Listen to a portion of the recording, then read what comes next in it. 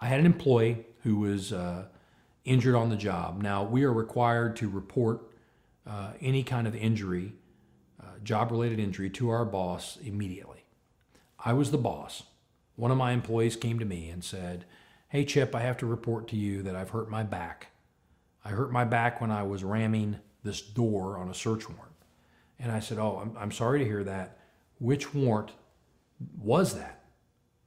Which warrant did that happen on?" And I'm thinking, well, it was earlier in the morning, or perhaps it was the warrant we did after lunch. And the employee said to me, no, this happened 6 months ago. And I remember looking at this employee, and I said, "You got to be kidding me! You're bringing this to me 6 months later, and you're expecting me to do what with it?"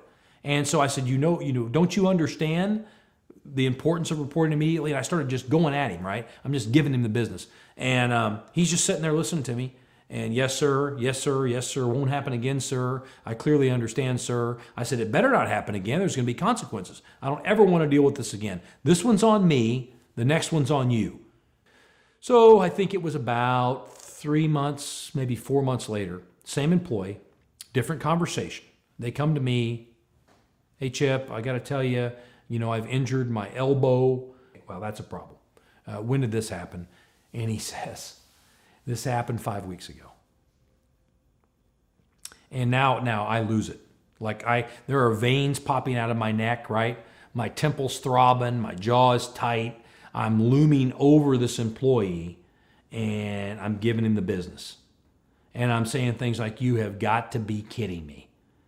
Are you out of your mind? We just had this conversation a few months ago, and I told you you can't do this. And I told you have to report this thing immediately." And I'm kind of spit flying, and I'm really, really animated, right? And the employee, undisturbed, sitting there looking at me with his arms crossed, taking it all in. And he looks at me and he says, "I don't remember that." He's saying he doesn't remember me telling him that he needs to do these things. Like we just had the conversation 4 months before. "I don't remember that." And I lose it. Now I'm yelling. I'm like, "Are you kidding me? Are you calling me a liar? Are you telling me that I'm a liar, that I'm making this up?" And he holds his hand up and he says, "Chip, let me stop you right there. I have way too much respect for you to ever call you a liar. That is not what I'm saying. What I'm saying is if I would have remembered the conversation the way you're saying it went down, I'd have never done this crap." And he sits back, and I think, oh my. Yeah, he's got me. Like, he's right. There is no documentation, no evidence that we ever discussed this thing. If I would have documented that conversation, it not only protects me and the organization and implements some accountability into the situation, but it also protects the employee. When I put this down on paper, who's going to suffer? Not me. He's going to suffer. And he could be suffering because of my faulty memory, because I didn't take the time to properly document the conversation.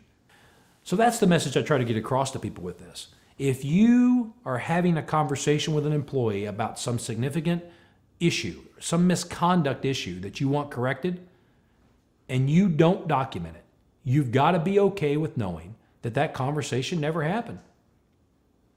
I mean, it happened, but it's just simply irrelevant toward addressing any future misconduct. Documenting is an important part of correcting things, and it, like almost everything else, can be done with an outward mindset. It can be done for the person, not to them.